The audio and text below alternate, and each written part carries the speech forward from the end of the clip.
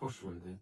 Mən sizə qaraqınıq bitkisi haqqında danışmaq istəyirəm. Qaraqınıq bitkisi Azərbaycanda bitir. Əslində qədim Yunan və Romada xoşbəxtlik bitkisi adlandırırdılar. Düzü desəm, yəni ədviyyat məqsədlidirmi belə xoşbəxt oldular deyə bilmərəm, amma qaraqınığın özünün çox yaxşı faydaları var. Oregano adlanır latınca və qaraqınıq bitkisi mən daha çox kolitlərdə istifadə edirəm.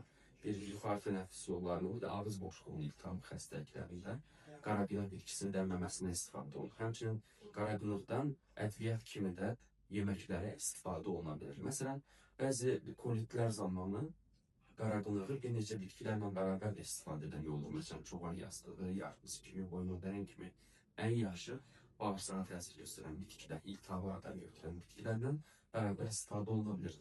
Qaraqınıq götürülür, bir xörək qaşığı 400 ml qaynar suda dəmlənilir. Dəmlənməsindən sonra isə həmin alınmış məhlulu gün boyu yeməkdən öncə istifadə olunur.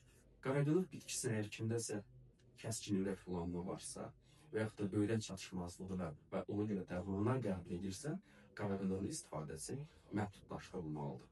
Qaraqınıq bitkisinin hətta efir yağlarının da istifadə oluna bilir.